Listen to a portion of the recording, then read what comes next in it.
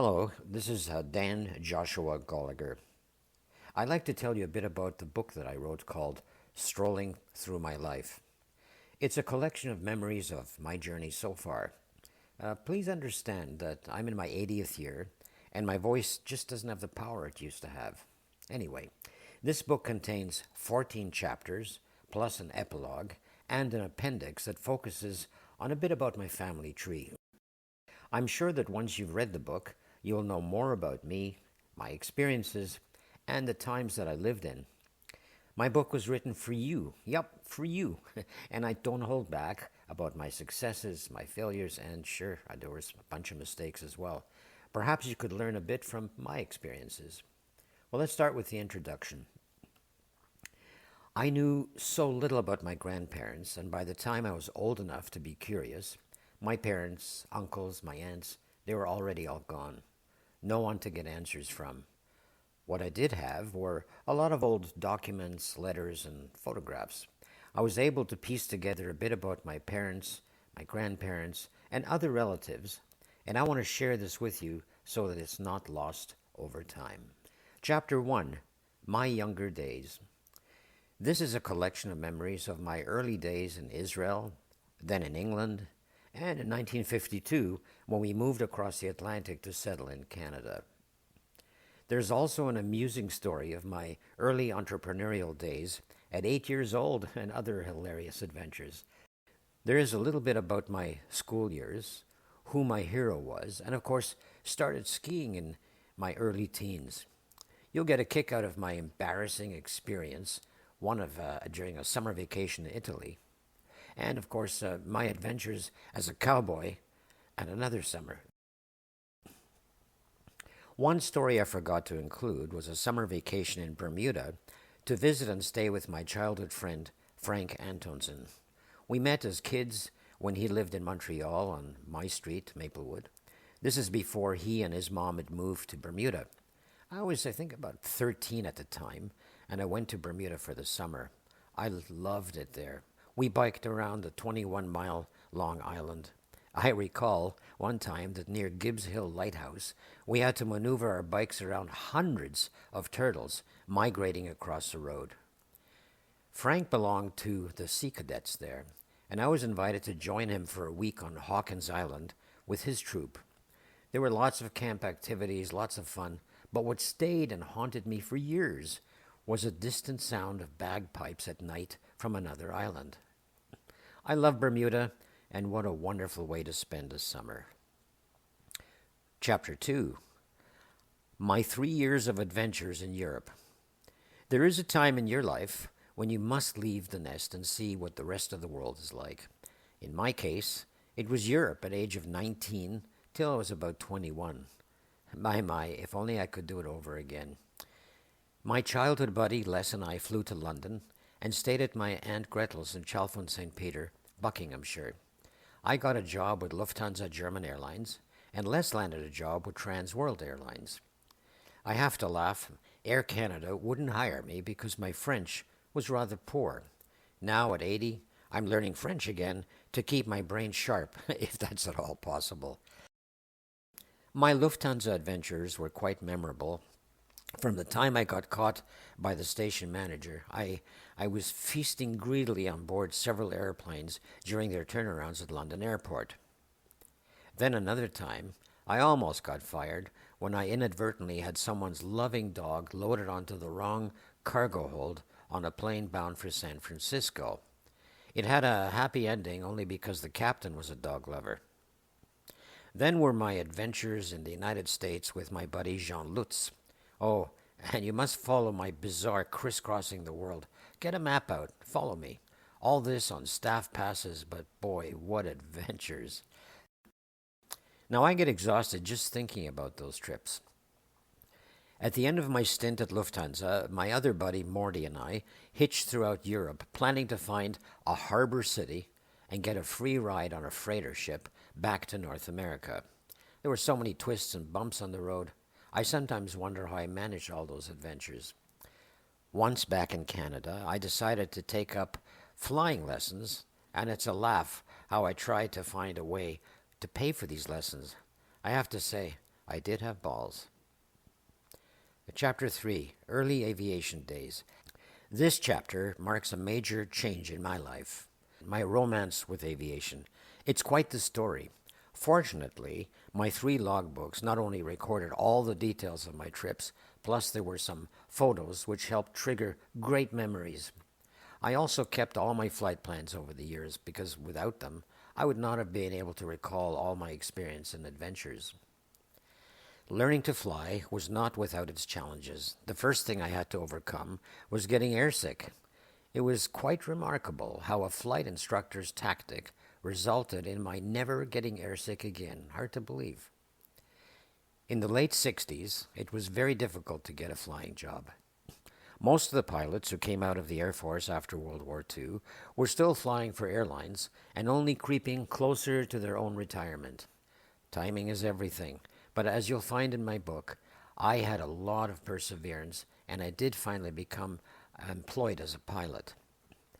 There are some humorous events and also near catastrophes, like the time when I almost lost my right arm. Chapter 4, Memories of a Young First Officer. Now, you might be wondering what I mean by first officer. Well, a co-pilot and first officer are one and the same. This chapter is all about how I got an airline job at Transair. I'm sharing only some of my flights and crazy experiences. There was nothing boring about my stint as an airline pilot based in Winnipeg, Manitoba. It all started when I got hired with a broken arm and went from one ground school to another until I finally got to settle into an actual flying job. I have to admit that the stories that I relate in this chapter are a real hoot. Enjoy. Chapter 5, Executive Flight Services. After I left Transair, I formed a company with a close friend, Brooks Giles, and John Barry. We offered ourselves as pilots to companies that operated their own plane. Most of my flying for these companies took me to the Canadian far north. The customer to the Arctic was a construction company. Most of the staff were Mennonites, and therefore a lot of religious discussions while flying thousands of miles. You'll be amazed with all the northern adventures, plane crash, and near air-to-air miss. I sure met a lot of interesting characters as well. I still remember some of the occasions as though they were yesterday. They say that it's adrenaline that triggers long-term memory, and I guess it's a survival instinct gleaned from experience. At the time, I was only 25, and all these experiences helped shape me for the future. Chapter 6, My Entrepreneurial Urge. During my Transair days and beyond, I also operated a retail leather goods store, believe it or not. My flying roster allowed me a lot of free days. It's quite interesting to read about how I got into the retail business and where it took me. I called the shop Marble Arch Boutique. Don't ask me why, anyway. I can't say that it was very successful, but once again, the experiences of buying and selling and using my imagination all helped me in my future endeavors. Well, Marble Arch and Executive Flight Services just weren't enough to satisfy my desire for more business opportunities. Brooks and I started an aviation magazine called Sky Ads Unlimited. You'll notice just how inexperienced and naive we both were, but nothing stopped us. We had a great time building the concept from nothing but an idea. Eventually, we sold the company and moved on with our lives. Chapter 7, Family Travel Business. This is the story of the family travel business with so many twists and turns of fate. How Abba started the business, how and why I got involved, and how each family member contributed to our travel business at the time. From one office, we quickly grew to 4 offices and then launched a Canada-wide expansion. I had so much drive and energy. There were some crazy times worth reading about the time that I collected money owed to us by a cheating client.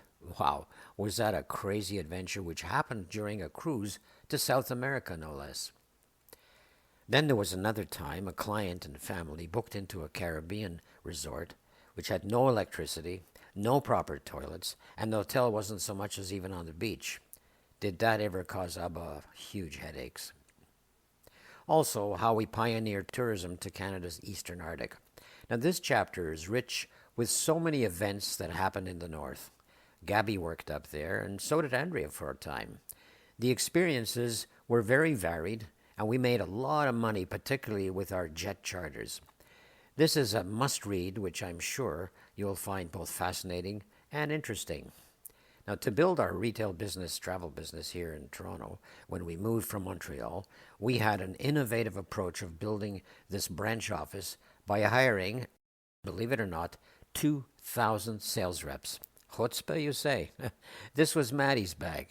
Boy, did she do a great job. This, too, was very successful and rewarded us with significant growth. Well, we also had some failures, from an unsuccessful program jetting to Nashville, Tennessee, then to a round-the-world flight, well, that almost went. Anyways, the stories are in the book, but there's one story I forgot to write about. Like the Nashville project, I was always looking for a program that would be as successful as the Arctic Charters were. I had this idea that a one-day trip to Newfoundland might just work. I organized charters to Stephenville and called it the Newfie Bullet. On the flight, one would get a seafood meal, and for dessert, Screech Moose.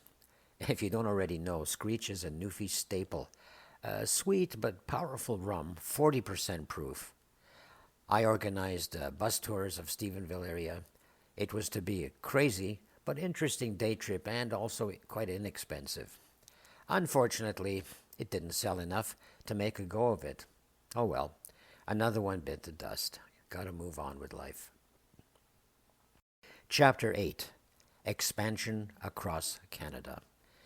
Now, if you thought that the sales rep program was chutzpah, read how we expanded across the country into a large business. Franchising, with all its ups and downs. Read about the booming success and accompanying headaches of franchising. But there were some priceless anecdotes.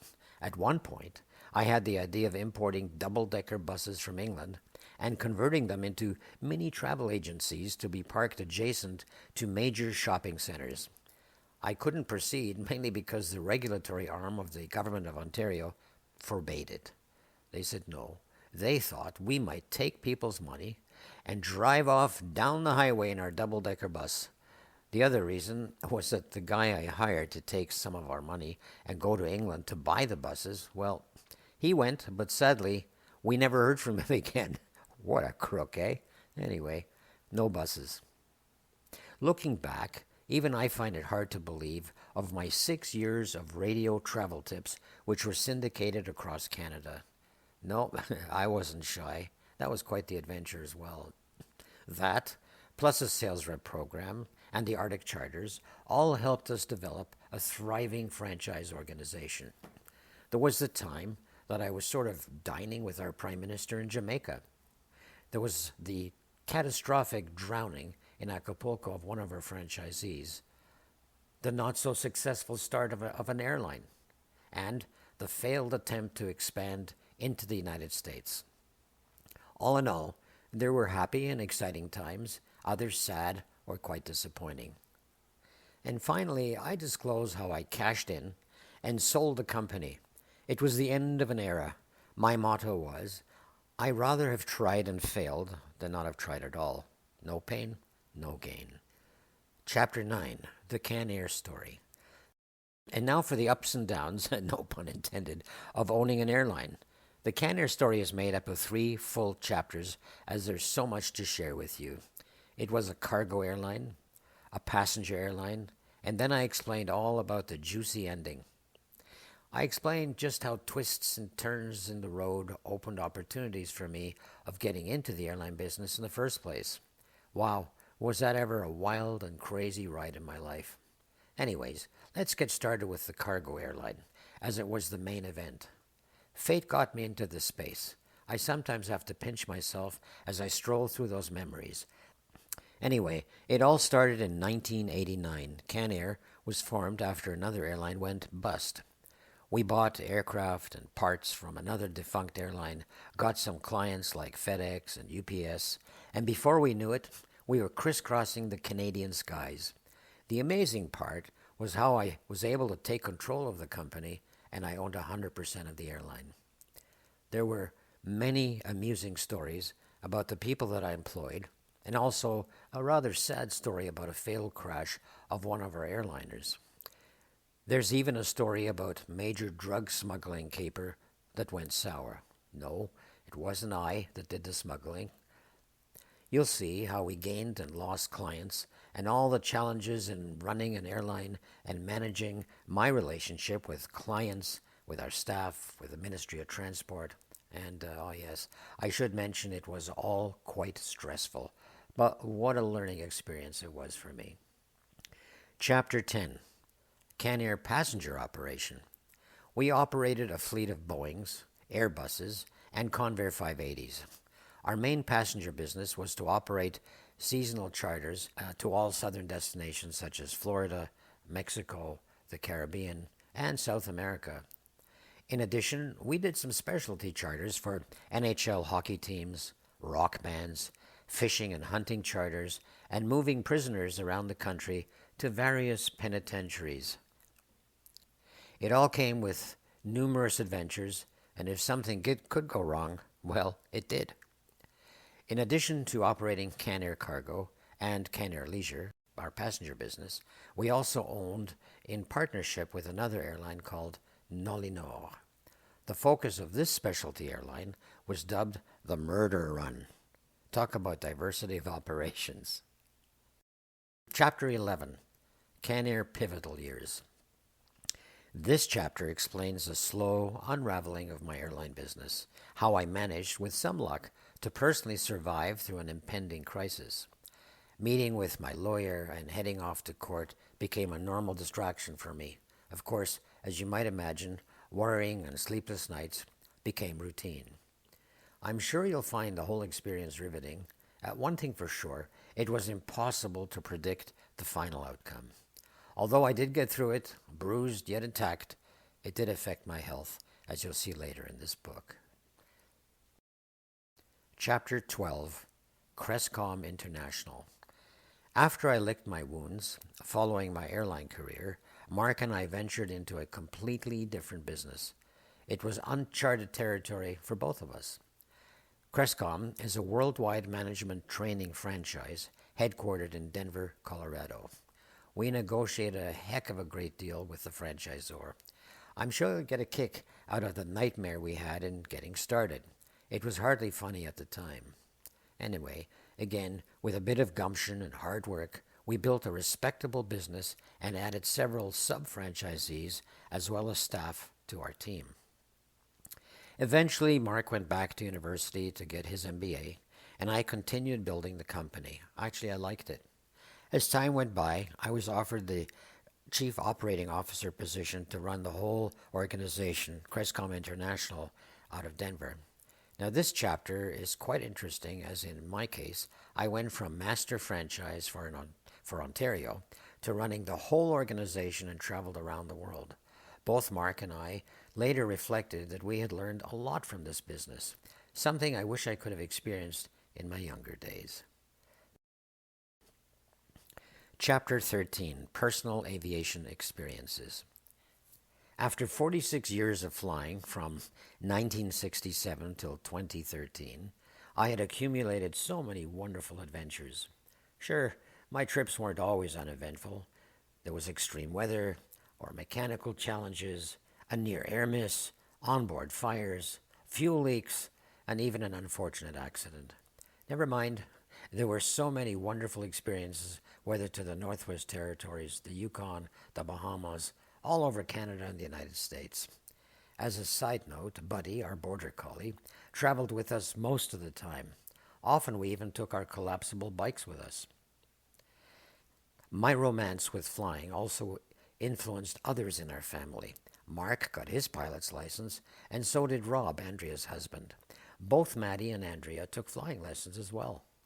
I'm sure you'll enjoy this chapter, not a boring moment. Now that I'm long retired, I dream of our various flights and wish I could go back and relive them in real time rather than just in my thoughts. Oh well, I must move on, eh? Chapter 14, My Wonderful Family. This is my favorite chapter as I'm so happy and proud of my family. I've been so fortunate to have met Maddie and share our lives together. The love and caring of each of our family members is extremely precious to me. This chapter is also filled with family photos that bring back so many memorable times in my life. Of all my experience in life, this chapter is the most important to me. Epilogue. This is a short recap of what influenced my life and just how lucky I've been. As Andrea said so many times, Dad, you have horseshoes up your ass. And I guess I probably had some. You know how sometimes you happen on something in life that gives you an aha moment of clarity? Well, on one family trip to Costa Rica, we took an excursion on one of those days. It was to a river filled with crocodiles. We were on a small flat-bottom boat carrying about 10 tourists. The riverbank and the waters were brown and absolutely teeming with lazy crocs. We drifted across the river to the jungle side. Iguanas and monkeys came onto the boat to get some bananas, and thrill the tourists. Our guide asked me to look at the tree directly in front of us and tell him what I see. Well, all I saw was a tree until he pointed out that similar in color to the bark were long-nosed tree bats. They were asleep, nose to bum, pointing up the tree in sort of an S pattern. It turns out that the tree is also full of large snakes who like eating bats.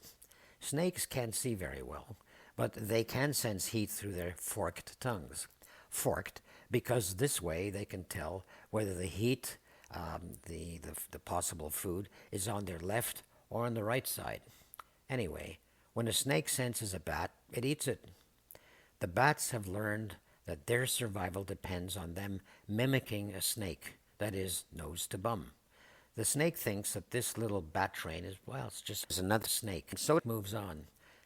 I'm sharing this with you because I realized that our own survival is also dependent on us working as a community, a family. This was one of those defining moments that influenced my life. Appendices. And finally, the appendices. A bit of a family tree. Now this gives you some history about Max Sr., my dad, Ruth, my mom, my grandparents, uncles, and aunts, and the story of my cousin Hannah, Lily's middle name, in memory. I also explain the history and background of those difficult times of war and misery at the time. At the end of the book, I explain my health challenges and how I survived it all. Well, until now anyway. My book is a collection of some memories, and indeed, I could have written so much more, but it gives you an idea of my life. I hope that you enjoy it.